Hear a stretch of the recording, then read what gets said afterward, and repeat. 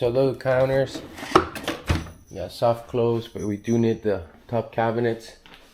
We do need some of the appliances are not matching.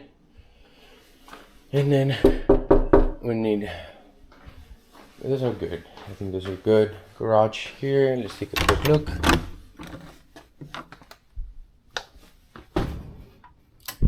Alrighty, no light for the meantime, for the moment, so we can take a closer look. It's full, so we're not gonna walk around a lot, but we can see water heater here. It looks like it was 2012. We'll check a little more in that. Got a door over there. It may be a laundry on this area.